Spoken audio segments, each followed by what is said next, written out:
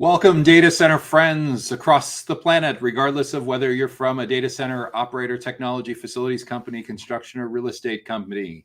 I am Joshua Feinberg from DCSMI, the Data Center Go-to-Market Podcast, and I want to welcome you to this week's Data Center Go-to-Market Sales and Marketing Q&A live stream, where each week I tackle a handful of the biggest questions that we've heard about, the biggest sales and marketing challenges going on all around the data center ecosystem, regardless of whether you're from an operator like a co-location, hyperscale, edge, modular, wholesale data center related company, or a technology or facilities company that sells to or partners with data center related companies, or a construction or real estate related company, or capital, private equity, venture capital kind of company that works with data center related companies, or perhaps you're from an outsourced sales and marketing related company in and around the data center ecosystem. But either way, if you're trying to grow your influence, if you're trying to grow the role of your team and your company in the growth of the data center ecosystem, you are in the right place, regardless of where you sit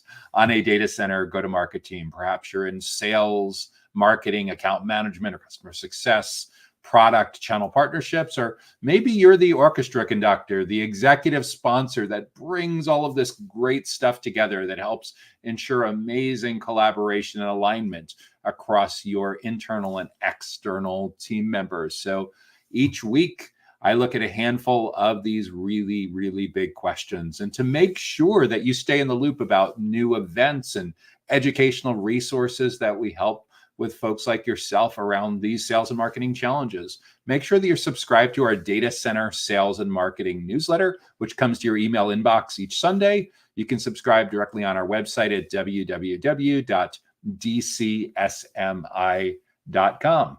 So what is on the agenda for today? What are we going to be looking at?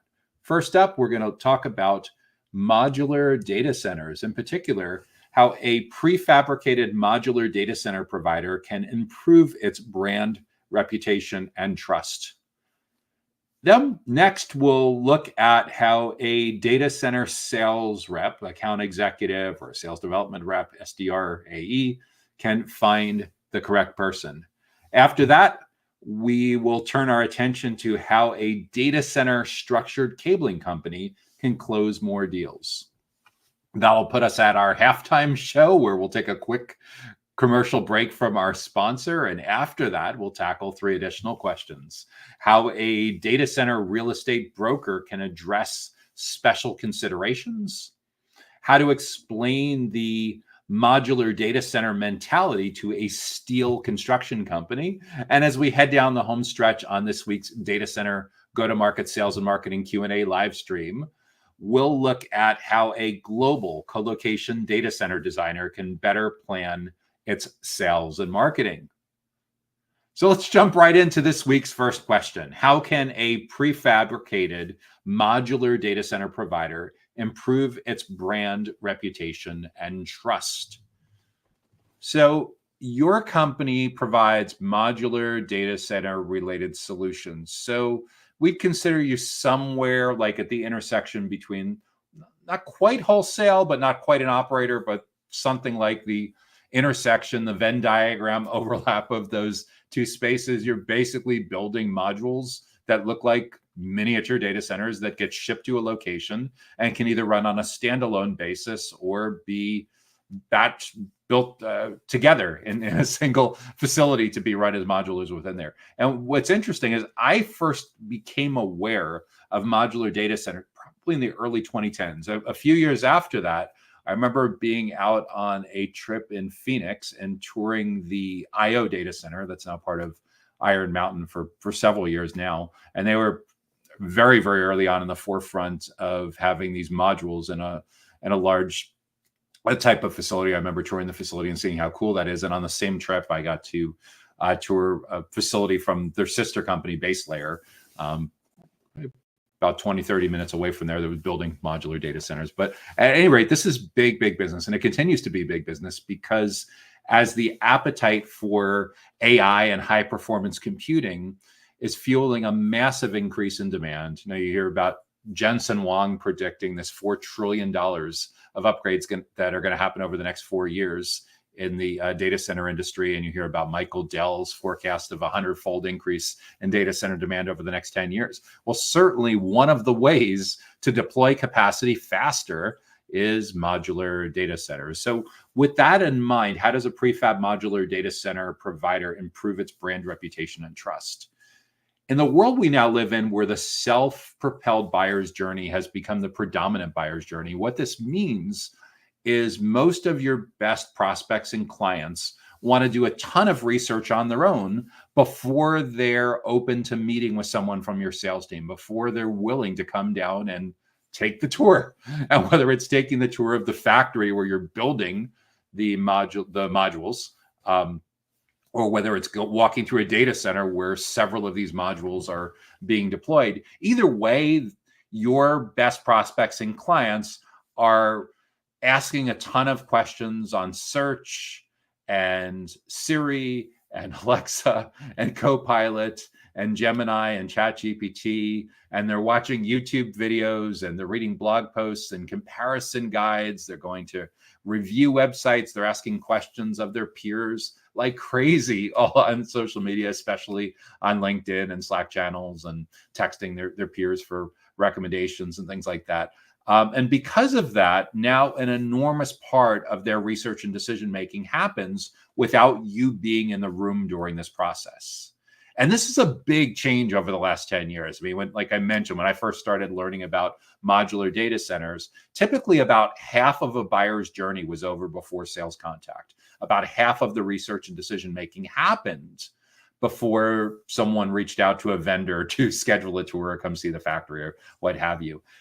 At the time in the 2010s, the prevailing number from CEB, the corporate executive board that's now part of Gartner, was 56% of this research and decision-making was happening before sales contact. That number has now accelerated all the way through to 83%. In other words, 83% of research, comparing options, decision-making, evaluating pricing now happens without you being in the room. And the only way that you and your team are going to get back in the room is to reposition and repackage your go-to-market team so that you're no longer seen as vendor sales, so that you're no longer seen as someone that's just focused on a transaction. You need to instead show up as teachers, consultants, trusted advisors, subject matter experts, and in some cases, rising all the way to the level of being seen as a thought leader.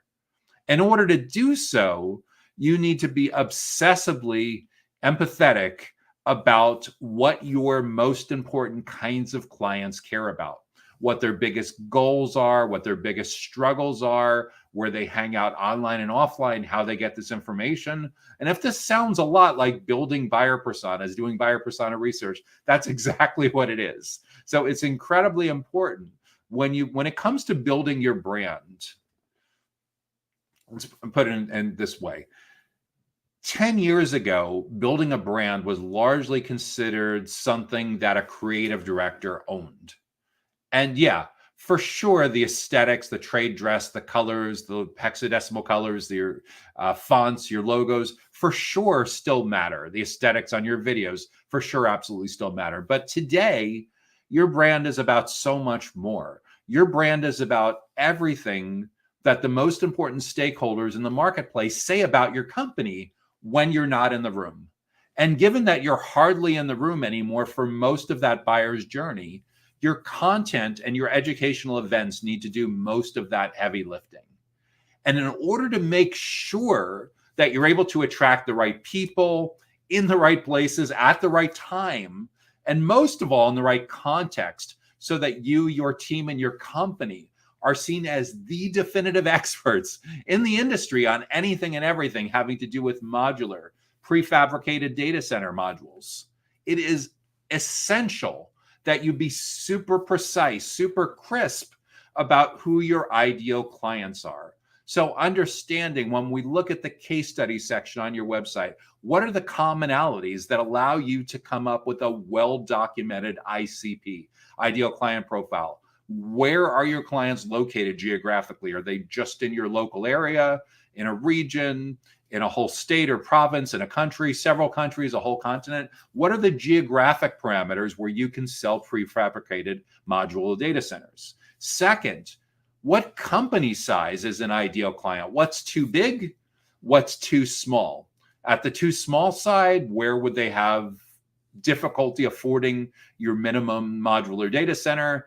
And at the extreme large side, that a particular client would prefer a different kind of approach than what you're offering, or where would it be likely where the jumping through hoops requirements or capital requirements or sales cycle requirements would completely outmatch your company's ability at its current size. So on your ideal client profile, location, we've talked about size, and then are there certain industries that are a better fit than others for your company, certain vertical markets? And that a lot of times can come at the intersection of your location and compliance requirements. Like, for example, if there's certain things, healthcare, financial services, you have these certain government, you have these certain heavily regulated industries where certain kinds of providers have an edge and certain kind of providers can get completely knocked out. So from a product management standpoint, for sure, you need to know that. So you've tightly defined your company profile. Within the company, who are the most important stakeholders that determine who are the modular data center providers that get shortlisted? From there, you'll back into identifying a couple of different buyer personas that'll be on the decision committee. And after you've been doing this a while and you have product market fit and go-to-market fit, you should be able to designate which of those buyer personas matters the most. That becomes your primary buyer persona, which has a role but is not a decision maker, but is still really, really important to educate and build trust with. That could be your secondary buyer persona. And maybe there's an entirely third category of buyer persona that matters. That might be a channel partner or an integrator or something like that.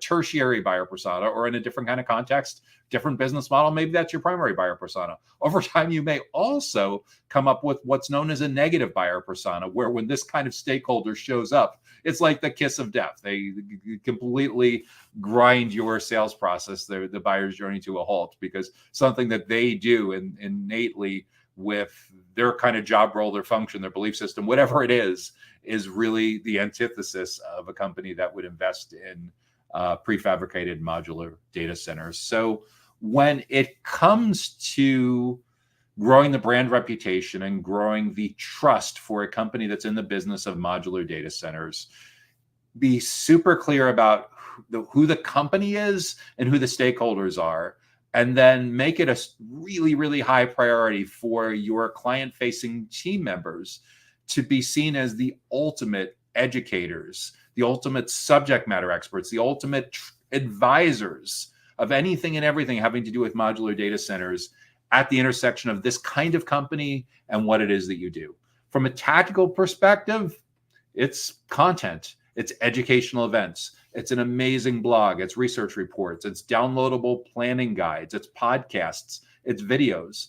Maybe it's a modular data center academy or a modular data center university or something like that. That's on-demand training, live training, perhaps training that's in person. Remember, webinars and live streams, you can do offline versions of these as well. You take the same content, you take the same approach. And as long as your prospects and clients are within a half hour to an hour drive of your location, or you could do a roadshow version of this, you invite anywhere from a couple dozen to a few hundred together, and you have these lunch and learns or breakfast seminars or symposia or whatever works best that helps to position your team as the experts and the teachers on this particular topic. And then you can be super deliberate about who you invite in the first place. Those events, by the way, if you have a facility where you can host your own events, even with very small numbers, they can be extremely low budget and extremely worthwhile.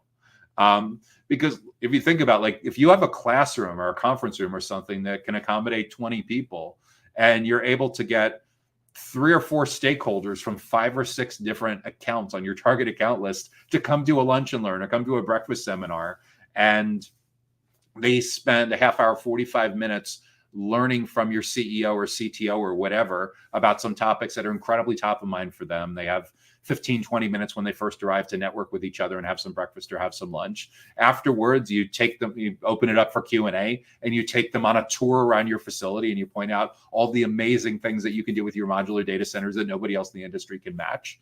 You'd be amazed at that simple playbook that you can run for, in the US, a couple $1,000s easily over and over and over again, or your local currency equivalent, how amazingly effective that can be if you're getting the right people from your team and the right kinds of prospects and potential clients in the room. So those are some pretty simple things, but very important, very powerful, very effective ways for a modular data center business to improve its brand reputation and improve the trust that it has in the marketplace.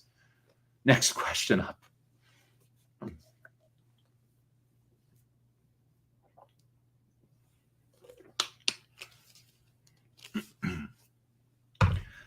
How does a data center sales rep, how does a data center sales professional find the right person, find the correct person?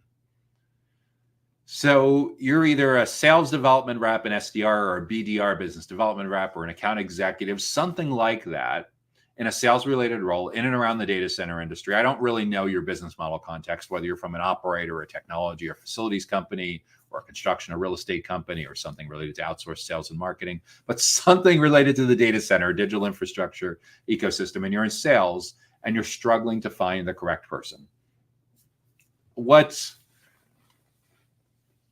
The way I would approach this is, if your company is brand new, you have a completely different set of challenges to get your company to product market fit. Product market fit is the degree to which you know exactly who your ideal clients are, the exact products and services that they purchase from your company, the price points that they buy those at, the frequency or the durations that they engage with you on that, sales cycle length, and being able to answer the basic questions around unit economics, like average client lifetime value, average cost of client acquisition, average sales cycle length, profitability.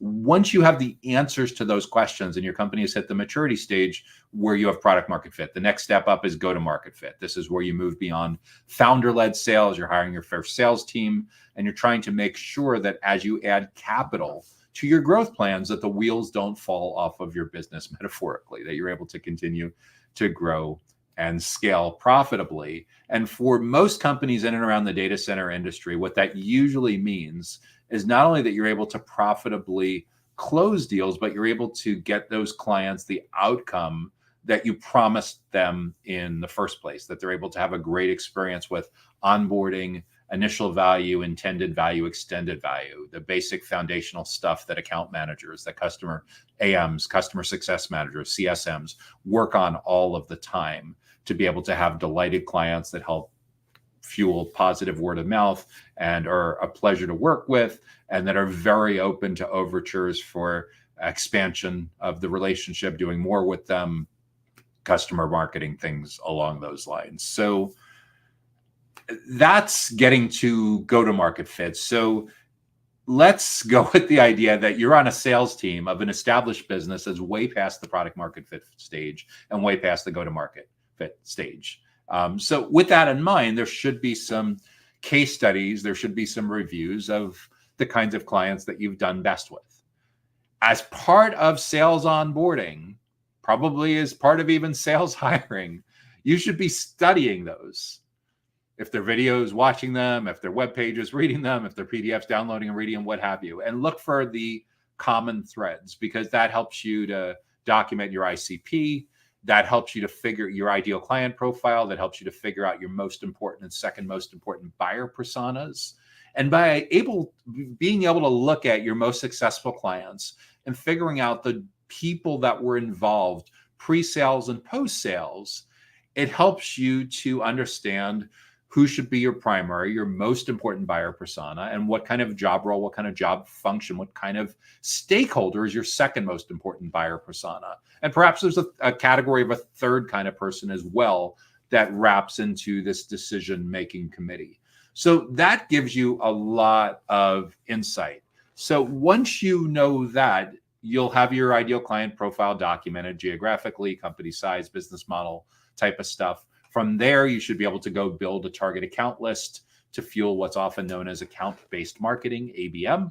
This is a list of anywhere from a few dozen to a few hundred, sometimes even a few thousand kind of ideal clients that your company would love to be doing business with. And that should focus a lot of your business development, of your prospecting and lead generation and lead nurturing, sales development kind of efforts, is that list of defined couple dozen, couple hundred, couple thousand companies. And it's up to your company to decide how you're going to divvy that up.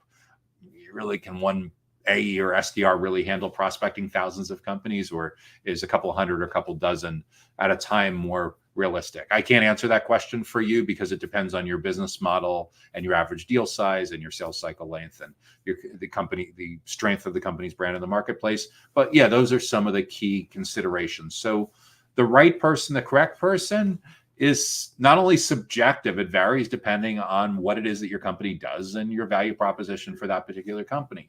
But if you know the patterns historically where your company has been most successful, and you know the kinds of stakeholders at those companies that have been involved, you're looking to replicate and clone that kind of success. So that makes it way easier to know who that correct person is. But just a heads up, it's rarely, very, very rarely, a single correct person anymore. It's usually a collection of correct people that sit on this decision committee. Because if you dig deeper into most of your client success, it is very unusual for any large considered sales, large considered purchases, for just the decision maker to have been involved in that process. So go back and look among those companies that are sitting on your case studies page where you've been most successful with.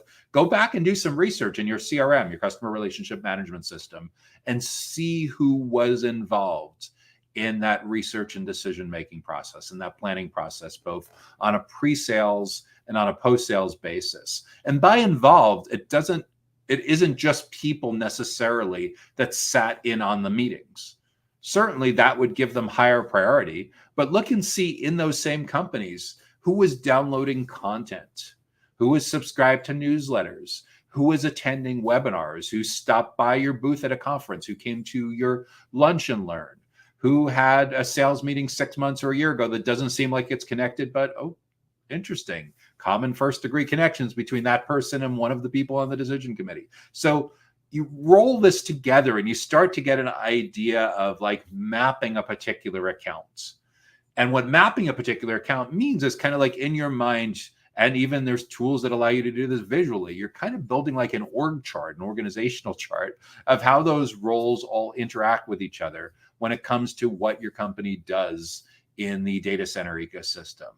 And with that in mind, as you go about investing in creating great thought leadership content and great educational events that educate and build trust, your goal should be to get as many people as possible from that decision committee attending, consuming that content, participating, and walking away feeling like your client-facing team are the smartest dudes on the face of the earth when it comes to your sector, your segment within the data center industry, providing amazing value so that your prospects and clients want to spend time with members of your sales team, as opposed to you having to chase and beg and control and manipulate to get their attention. When you have completely flipped the switch so that your prospects and clients see your sales team as consultants and experts that feel like they have a Big Four vibe, that feels like every interaction is so incredibly valuable. It feels like they're talking with an enterprise consultant who works for like PwC or EY or KPMG or Deloitte or Accenture or Kyndryl or something like that. When you have successfully navigated that, game changer for how you're able to build relationships that educate and build trust and grow trust with key stakeholders on the decision committee. And you can do other subtle positioning things as well. I've been suggesting for quite some time that sales leaders, chief revenue officers, CEOs evaluate the job titles, at least the public-facing job titles with members on your sales team. Like, what's the job title that's in your LinkedIn email signature, that's in your on your LinkedIn profile? What's your job title? What's the job title that's in your email signature? What's the job title that's on your business card? Surely you can come up with a better way of positioning your sales team's unique expertise that they provide to clients than just calling someone a sales rep or account executive or business development rep or something like that. Because when you do that, either positively or negatively, it for sure sends a message to your prospects and clients. But when it comes to finding the correct person, it varies a lot on your business model. Your case studies should have a follow the yellow brick road moment that allows you to build your ideal client profile, build out a target account list for account-based marketing that drives all of your investments around content and educational events. And the cool part, you'll know this is working because someone registers for your upcoming webinar or your breakfast seminar or downloads your planning guide or research report or something like that on this particular topic. And a few minutes later, from your basic email marketing automation system that's existed for the better part of now 20 years, they get a message back that says, "Hey, Bob, who else should read this? Who else should attend this? Who else should watch this? Hey, Bob, thanks so much for signing up for our webinars. Thanks so much for downloading our planning guide. But we know when it comes to tackling this challenge, it takes a village. Typically, this is multidisciplinary and involves people from these 4, 5, 6 different job functions. So with that in mind, is there anyone else on your team who would benefit from reading this, watching this, attending this? If so, hit the forward button on your email, write a line or two about why this matters, and feel free to use this as an alignment tool with some of the other key people on your team. You'd be shocked how often this simple thing causes you to knock down the first couple dominoes in the 28 touch points between complete stranger and purchase decision. And you'll know this is working because whoever is sitting and getting the conversion notices, download notices, whatever it is coming from HubSpot, email marketing, whatever you're doing, you start to see 4, 5, 6 people from the same company converting on the landing page, registering and downloading within a period of a few minutes or a couple of hours. And you're like, holy crap, it's working. They're passing our stuff around. They're talking about us. Amazing. And sooner or later, you'll have at least 1 or 2 of those people that emerge as the internal champion, and they'll help you start to connect the dots with some of the other people there. But at the absolute minimum, you're getting them talking about what you do in a common language, in a common framework. And you'll know this is working well when obviously you see several people from the same company converting, but you go into the first meeting with that company with 4, 5, 6 people from that same company, and they are quoting your methodology. They're quoting your experts and how they navigated all the other options that are in front of them. So not only does this allow you to dominate the 28 touch points throughout the buyer's journey, when you do this effectively, not only are you guaranteed to stay on the short list, but your content and your events may start to gradually eliminate competitors from the consideration set. How cool is that? Before you get to the first conversation, not only have you accomplished amazing levels of education and trust building, but you've knocked out competitors because they're spending so much time with your company's experts that you're running circles around any other options that they are considering in this space. So the question was, how can a data center sales rep find the correct person? Set up a culture within your company that makes what I just described the priority for anything and everything having to do with client growth, new account development, revenue growth going forward. Next question up is,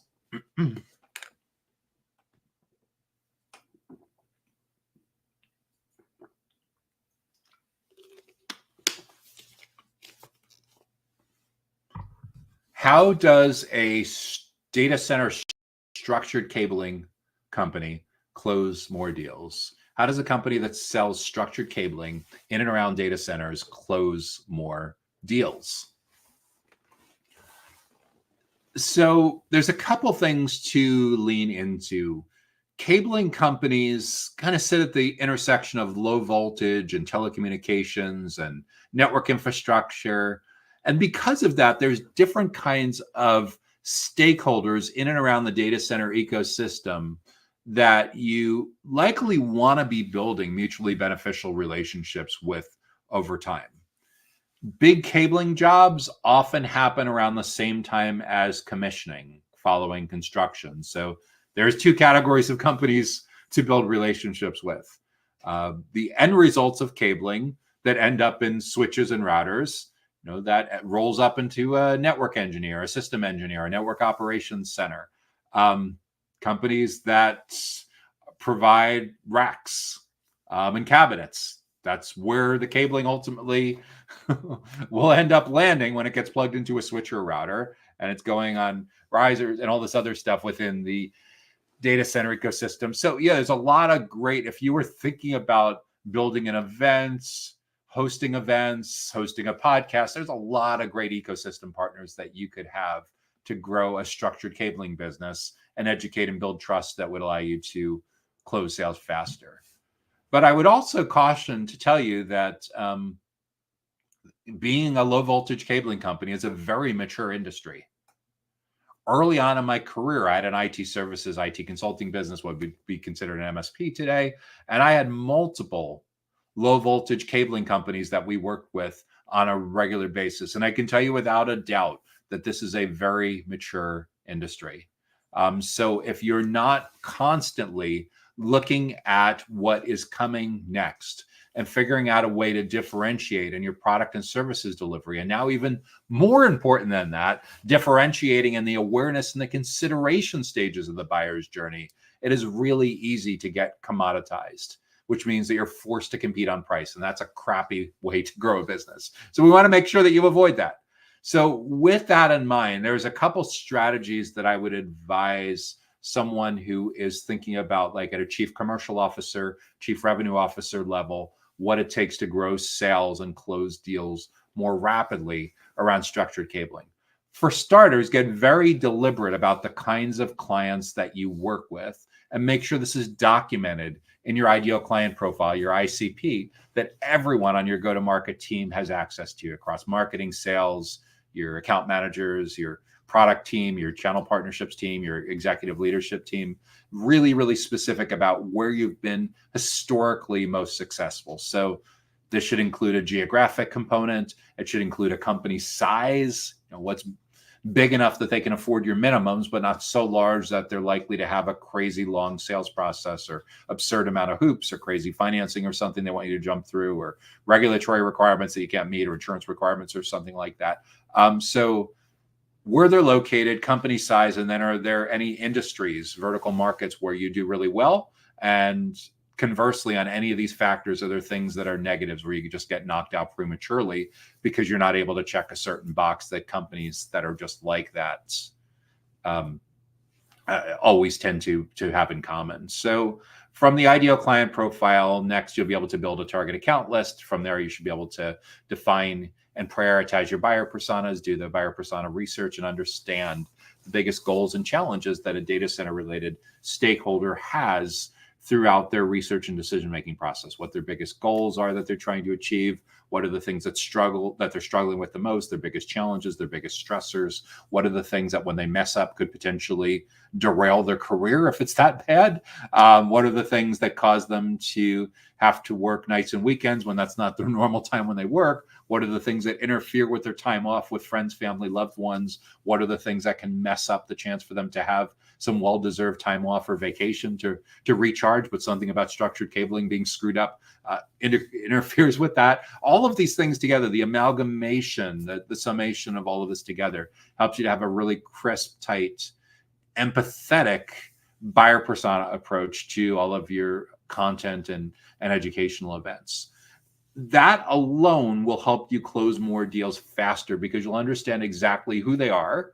You've mapped the buyer's journey so you understand the 28 touch points between complete stranger and purchase decision. You're making a concerted effort to show up in as many of those 28 touch points as possible so that they see your client-facing team as the be-all, end-all experts on anything and everything having to do with structured cabling in their region and their local market at the intersection of what they do. You're providing so much value that they actually want to spend time with members of your sales team, as opposed to your sales team having to beg, borrow, cajole, manipulate, whatever, to get sales appointments booked, because they get a lot of value from spending time with members of your sales team. They see them more as like free consulting. That's so good. It feels like they're talking to a big four consultant. And then, like, from a tactical perspective, not only saturating those 28 touch points, so there's no reason for them to look elsewhere for educational resources, but anticipating what a particular buyer persona in this kind of company wants to learn at step 2, step 3, step 4, all the way through step 28. You're able to proactively put the right information in front of them because you know for someone like this particular stakeholder in this kind of company at this particular step, you know exactly what they're going to want to do next. Massive, massive sales cycle acceleration by being able to do this. From a tactical campaign standpoint, yeah, you need great, amazing content, video-based content, image-based, graphical content, text-based content, on-demand content, live virtual events like webinars and live streams, live offline events, all of the above, which will, and on all the priorities will get dialed in based on your buyer persona's preferences and what they need to learn to do their job better. So in addition to the content, in addition to the events, you need really good landing pages and conversion paths, you need good confirmation pages, good email workflow nurturing. Webinars and email marketing alone can make a really, really big difference in sales cycle acceleration. And for sure, figure out a way to get your sales team members involved in some way, shape, or form with facilitating, moderating these events, helping to produce these events. However, they really actually do have to be educating because that builds trust. Showing up and rapidly trying to act like a car salesperson and pushing someone to close prematurely, that does the opposite of build trust. So there's definitely a cultural makeover that needs to happen in a lot of companies to execute this kind of playbook well. But if you're serious as a structured cabling company about closing more of the right deals with the right kinds of clients and the right kinds of context, it's high time for a makeover so that members of your go-to-market team, especially members of your sales team, are showing up in such a way that your prospects and clients want to spend time with them as opposed to the other way around. So that brings us to the halfway mark for this week's Data Center Go-to-Market Sales and Marketing Q&A show. We'll take a quick break for a message from our sponsor, and we'll be right back. Data Center Go-to-Market Sales and Marketing Q&A is sponsored by DCSMI, elevating the role of sales marketing and go-to-market GTM professionals in the growth of the data center industry. To stay informed about upcoming episodes, subscribe to the Data Center Sales and Marketing newsletter on the DCSMI website at www.dcsmi.com. Again, that's www.dcsmi.com. Now, back to Data Center Go-to-Market Sales and Marketing Q&A. Hey there, it's Joshua Feinberg from DCSMI, the Data Center Sales and Marketing Institute. We are all about elevating the role of sales marketing and go-to-market professionals in the growth of the data center industry. And you're watching the Data Center Go-to-Market Sales and Marketing Q&A show live stream, where each week I tackle a handful of the biggest sales and marketing challenges that we're hearing about from all over the data center ecosystem. Next question up that I'll be looking at this week is, how does a data center real estate broker address special considerations? How does a DCRE, data center real estate broker, address special considerations? I think first and foremost that you need to know what these special considerations are. So depending on how experienced you are and how experienced your team is, you likely have internal resources that are documenting some of these special, some or all of these special considerations, like an internal wiki, knowledge base, some kind of tool, some kind of app that you use internally to cross-train different members of your team on what these special considerations are. Once you know all of those, my advice would be to proactively build educational assets and events that proactively answer these and address these with your prospects and clients. So to the extent that you've cataloged the 20 most frequently heard special considerations among your clients, among your tenants in data center real estate, I would make those the first 20 YouTube videos, the first 20 blogs, the first 20 email sequence templates that you create that proactively address those questions. And I'd start with a video process with you, one of your subject matter experts or one or more of your subject matter experts, where you say, on the subject line, on the headline, What the special consideration is. We get this question a lot. And in case you're thinking of this, this is how we typically would advise our clients to proceed. And then you spend a couple of minutes and explain how you would approach this. Again, start ideally in video, because from a video shoot, let's say there's 20 of these considerations, you could probably book a 2-hour video shoot with one or more subject matter experts from your company, record these, and then they're done until a couple of weeks later when all the stuff has been post-produced. And by post-produced, your marketing, your media team, your content team will oversee doing the post-production, breaking them up into smaller videos, into shorts, into carousels, into PDFs, into newsletters, all kinds of social posts, into downloadable ebooks, a collection, all that great stuff. And then you'll have an amazing way to get that out in front, proactively in front of your prospects and clients, so that these special considerations don't just come up at the last minute because you've proactively addressed each of these, because for this kind of client, for this kind of tenant, in this kind of facility, with this size building, on this kind of land, in this kind of location, what those special considerations are. And because of that, there's no reason to wait until the client or the tenant brings them up at the later stages of the cycle, because you can score an amazing amount of brand building halo, accumulate a massive amount of trust by proactively anticipating what these considerations are going to be for this kind of buyer persona and this kind of company, and proactively drip this out to them. So not only are your brokers answering the questions that this buyer persona would have, but you're proactively providing the information that they ought to be asking about, but haven't articulated quite yet. That ensures that your company stays on the short list in many cases. And this approach ensures that your company dominates the short list, because you're in on several of these 28 touch points between complete stranger and new client, new tenant.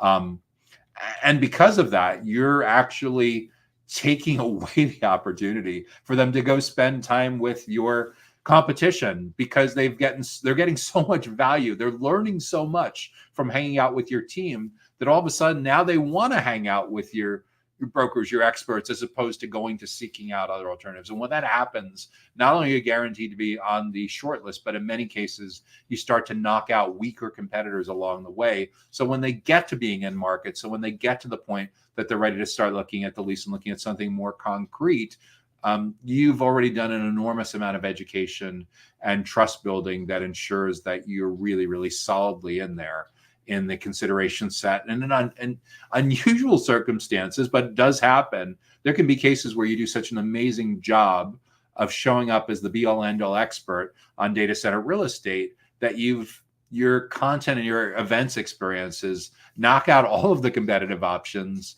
And by the time you get in there, they're just about ready to sign.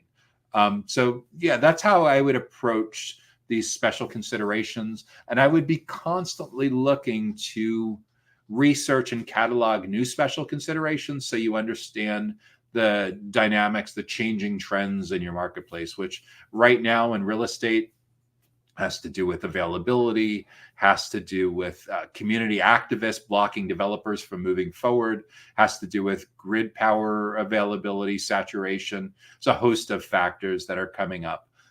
There's historically low vacancy rates in a lot of the marketplaces, and all the big names in the space like JLL and CBRE and stuff put out amazing thought leadership research on what's actually going on in the marketplace. They know exactly what these special considerations are, and they make it a point of letting the marketplace know that they have this unique expertise and insight around there. You don't necessarily have to have marketing, content, thought leadership budgets as big as some of the giants in the space to be successful. But even as a relatively small company, you can adopt a lot of the same mindset to kind of democratize this whole process and make sure that you and your client-facing team members, your brokers, whoever is involved in this sales capacity with potential clients, with potential tenants, is being seen. So you're showing up in the right with the right people in the right places at the right time, and most of all in the right context. So they see you and your team members as the ultimate experts on anything and everything having to do with data center real estate and the special considerations in your marketplace. Next question up.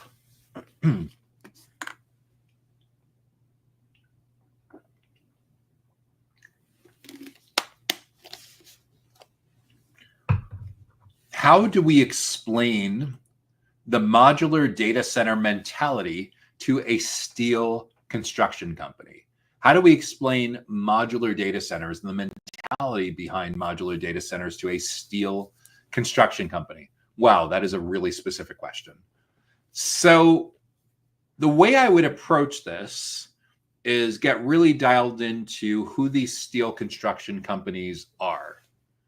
Where are they located? How big or how small are they? And do they have certain specializations within construction? Like, for example, when you go to their LinkedIn company pages and you look at that second About tab and you see how they describe themselves and you look at the string of keywords that's on that lower tab, what do they do to let you know how they think of themselves? So LinkedIn company page, the About tab, the keywords that are there, and of course the same thing on their website. What shows up above the fold on the homepage, what shows up in the About page on their website, can be really, really telling to how they think of themselves. From there, when you start to see commonalities among all of these steel construction companies that you're looking at, you'll be able to come up with an ideal client profile. You'll be able to come up with an understanding of who the most important stakeholders are at these steel construction companies, who's the most important kind of stakeholder that you need to educate and build trust with, who's the second most important kind of stakeholder at these steel construction companies that you need to educate and build trust with. And this is really just another kind of go-to-market playbook, is figuring out how you're going to educate and build trust with these folks. Is it going to be through a great blog article that you publish once or twice a week? Are you going to publish these amazing YouTube videos? Is there going to be a podcast on steel construction in the data center industry or something like that? Are you going to have a great webinar series? Are you going to have offline breakfast seminars or symposiums or lunch and learns or something like that? Or is it all of the above?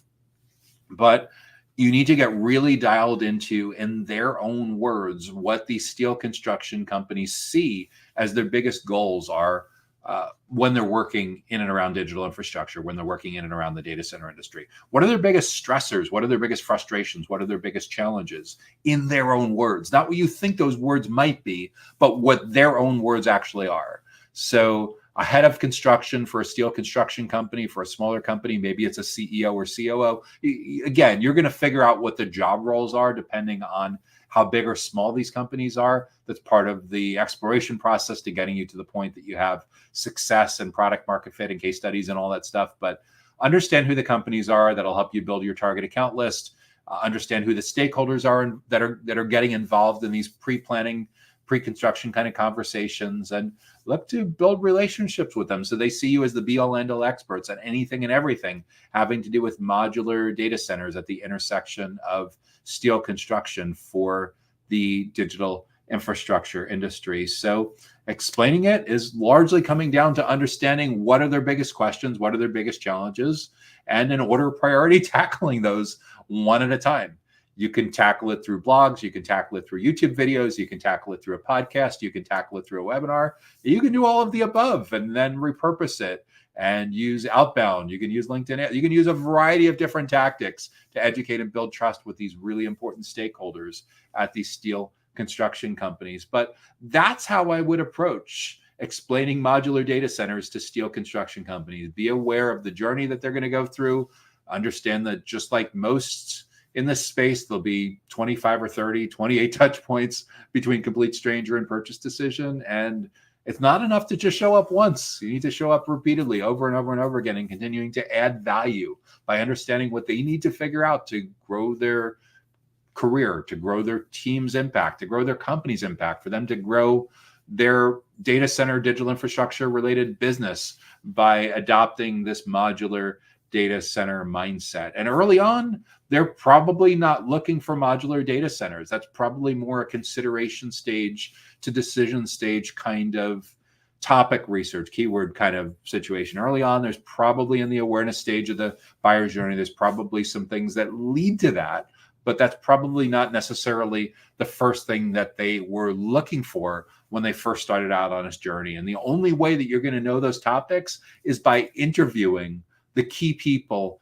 at these companies, ideally face-to-face. Second best would be like Zoom interviews or calls. If you can't get access to any of that, at least define the ideal client profile and go and dig up 10 or 20 LinkedIn profiles, names of people, and study how they describe themselves. Study the kind of content that they share. Take the names and company names of those same people and put them in a Google search and see what else comes up. Are there trade journals and other people's blogs and news releases that they've been quoted in? Have they spoken at industry conferences where you can watch a YouTube video to not only get the topics and the ideas in their own words, but observe the body language? All of these can provide an amazing set of customer insight research for you to back into documenting these buyer personas and providing amazingly impactful educational content and events that allow you to educate and build trust with key stakeholders in these steel construction companies that want to do a lot more in the digital infrastructure space. And you think your modular data center solution should be a big part of this, but you need to be able to explain this in a way that really resonates with them. So that is how I would approach explaining modular data center mentality to steel construction companies. Okay, that brings us to question number 6, our final question that I will be addressing in this week's Data Center Go-to-Market Sales and Marketing Q&A live stream. So the final question coming down the home stretch for this week is,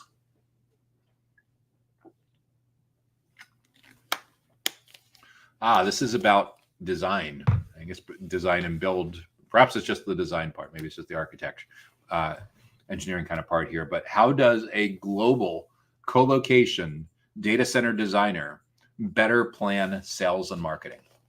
How does a global designer that specializes in co-location data centers better plan its sales and marketing? Global is a really interesting word when it comes to sales and marketing. The reason that global is so important is it's extremely unusual that a single sales and marketing playbook is going to work in a lot of different regions around the globe without some customization and personalization. So first and foremost, when it comes to global, we need to redefine, is it global? Is it every corner of the earth? Or is it global with some guardrails like the US, UK, Australia, Poland, Sweden, Norway, South Africa, whatever. So like define global. What does global mean to your company? This will help you document your ICP, your ideal client profile. What does global actually mean to your company? Second, what company sizes are a really good fit for your co-location data center design services? Is it all companies? Or are there some companies that are too big that are almost certainly going to want a different kind of design company or do these things in-house? Or are there companies that are so small that they can't afford your minimums? So when it comes to global co-location data center design services, first we need to define what global means in terms of location. Next, we need to define the company sizes that could be a really good client for your company, because more than likely there are some clients that are too big and there's almost certainly going to be some that are too small. And then third, are there certain industries, certain kinds of co-location facilities that are a better fit than others? What do we mean by that?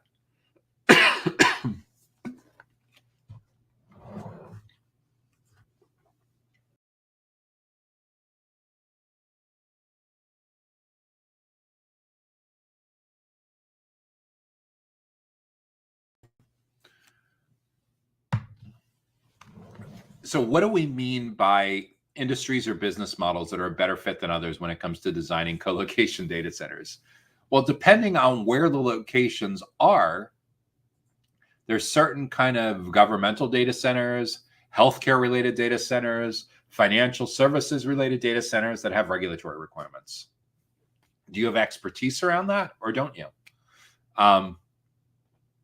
May not be as big of an issue on design, but it for sure becomes an issue when you get into the commissioning.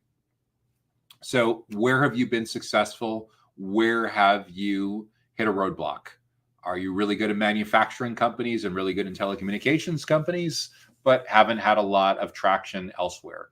That's also really important to document in your ideal client profile, because that will help to dial in, that will help you to get a lot more specific about your sales and marketing approach. For sure, it will help as your sales ops, as your sales development reps, as you put together your target account list, of a couple dozen, a couple hundred, maybe at the absolute most, a few thousand co-location data centers that could be a potential client for your design services. That'll inform your whole account-based marketing, target account list kind of approach. And that will also inform the kind of stakeholders that you need to educate and build trust with, your buyer personas. And it will help you prioritize the buyer personas, who's on the committee, who's on the decision committee, and what kind of roles do each of those parties have. Once you have the ideal client profile defined, once you have the buyer personas, that's your segmentation strategy, you'll go out and you do your research and interview people either face-to-face or on Zoom, or at the minimum, look at their LinkedIn profiles and what comes back when you search up their names and their company names for what else you can find about how they describe themselves, what they talk about, what's top of mind for their biggest career goals, their team's goals, their company's goals, what frustrates them the most, what are their biggest challenges, what are their biggest stressors, what are their biggest stressors. That is incredibly important for your go-to-market playbook, for your sales and marketing plan, for your content approach, for your educational events approach. And one caveat with all of this is we now live in a world where the self-propelled buyer's journey is the predominant buyer's journey, meaning people are doing so much research on their own before they get to you that now most of the time when you meet a new prospect or a potential client, most of their research and decision-making is already over. So if you got in early and you were able to shape the criteria that they use to evaluate all of the other different options that are in front of them for co-location data center design services, that's fantastic. Think about like 28 touch points between complete stranger and purchase decision throughout the awareness and consideration and decision stages of the buyer's journey. To the extent that you have these amazing educational resources and events where you're able to show up in the right places at the right time with the right people and in the right context, so they see your team members as the be-all end-all experts on anything and everything having to do with co-location data center design, fantastic. And nearly all cases, when you do this well, you're guaranteed to be on the short list. In some cases, when you do this exceptionally well, your content and your educational events start to gradually eliminate competition because they start to come to the multiple stakeholders that are consuming your content and educational events are starting to come to the conclusion that some of the other people that they thought about aren't even worthy of being on the short list. So many times when you do this so exceptionally well, by the time you get to that first conversation, you've done such an amazing job with the indoctrination and educating and building trust that they're quoting your internal experts. They've used your methodology that you've introduced to them to frame and evaluate and compare all the other options that are in front of them. And this alone has an amazing impact. This is also part of the reason why your sales team members, your account executives, your sales development reps need to be prepared to come in much earlier on in the buyer's journey than they ever have historically in the past in their careers, so that they can participate as teachers, consultants, subject matter experts, trusted advisors, and in some cases, even rising up to the level of thought leaders. Game-changing impact when your prospects for co-location design services see members of your sales team as subject matter experts and consultants and trusted advisors, as opposed to just a vendor rep.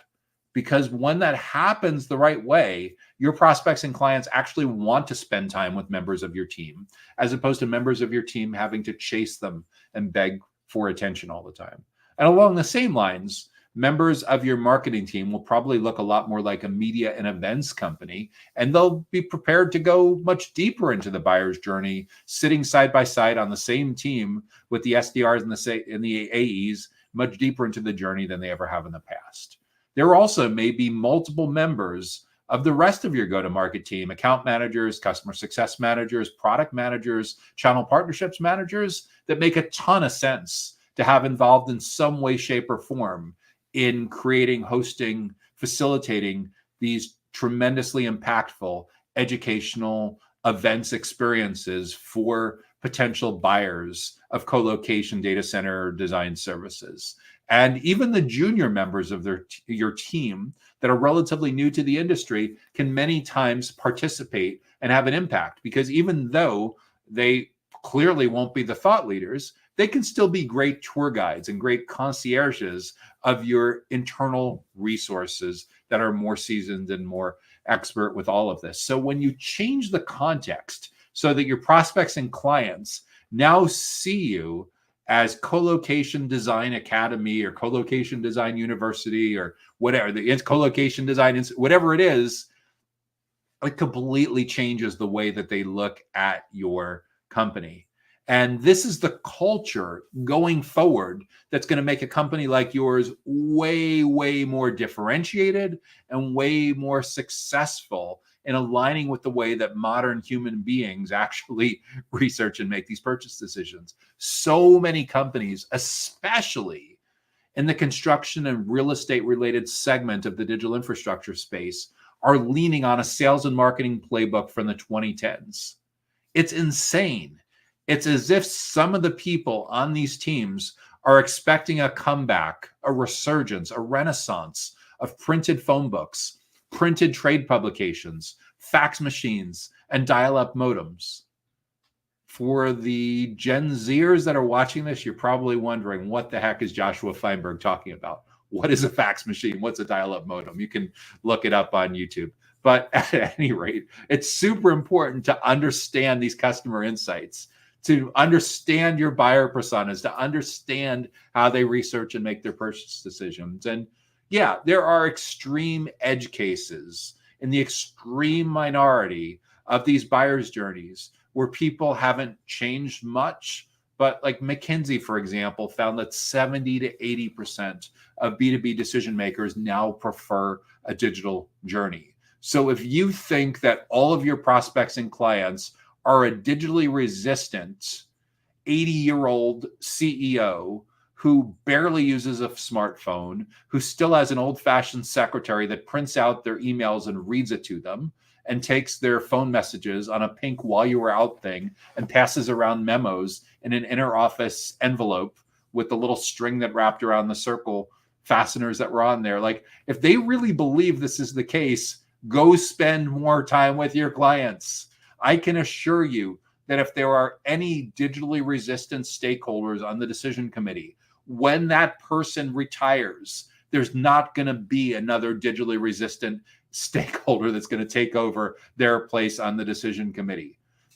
Most of the baby boomers that I hang around with are even very digitally savvy and spend a lot of time on LinkedIn and spend a lot of time going on webinars and listening to podcasts and watching videos. So if the majority of your decision committees are comprised of Gen Xers and millennials and Gen Zs, it's incredibly important to show up how they want you to show up where they actually are, not where you'd like them to be in the final 5 or 10% of the decision-making process, but where they actually are today.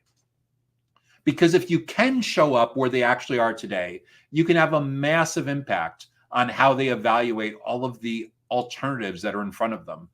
If you don't show up, someone else is going to have a massive impact on how they evaluate the competitive options that are in front of them. And I can assure you that if a competitor of yours shows up and you're not present, the competitor is going to stack the decks on the decision criteria in that company's favor.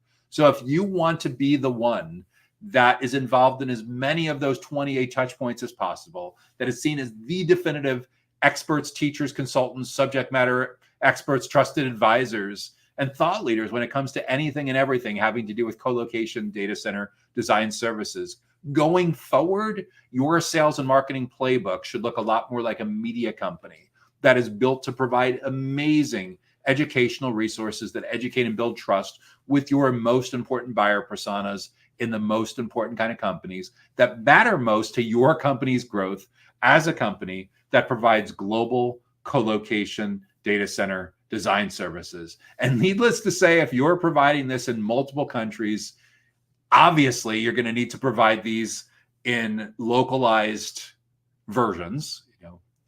If most people in a particular company, in a particular country, speak a different language than English, for sure, your sales team needs to be bilingual. Your marketing assets, your events need to be, presented in the language and with the cultural localization and cultural familiarity that lands and resonates with that particular market. But at the end of the day, it's all about educating and building trust. And if you're going to do this in more than one global market, you're more than likely going to need to customize and localize that. This isn't anything new.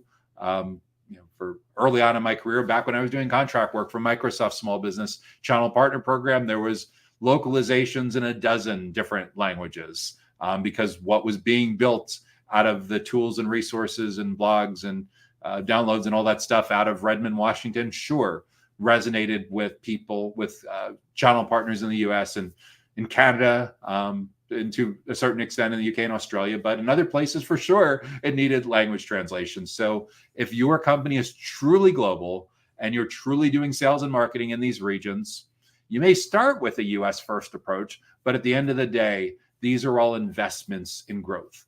But get the strategy right, get the mindset right, get the cultural right, so that your company is seen as the be-all, end-all expert at anything and everything having to do with global co-location data center design. So that brings us to the final question that I'll be addressing in this week's Data Center Go-to-Market Sales and Marketing Q&A. I'm Joshua Feinberg from DCSMI, the Data Center Sales and Marketing Institute. We're all about elevating the role of sales, marketing, and go-to-market professionals in the growth of the data center industry. If you want to make sure that you get notified about upcoming events and educational resources just like this, make sure that you subscribe to our Data Center Sales and Marketing newsletter that's delivered each week to your email inbox on Sundays. And you can do so directly on our website at www.dcsmi.com. Again, that's www.dcsmi.com. Until next time, I'm Joshua Feinberg, and I wish you great success in growing your role, your team's influence, and your company's role in the tremendous growth opportunity that we're all enjoying now in the data center marketplace, in the digital infrastructure industry. See you next week. Take care now. Data Center Go-to-Market Sales and Marketing Q&A is sponsored by DCSMI, elevating the role of sales, marketing, and go-to-market GTM professionals in the growth of the data center industry. To stay informed about upcoming episodes, subscribe to the Data Center Sales and Marketing newsletter on the DCSMI website at www.dcsmi.com. Again, that's www.dcsmi.com.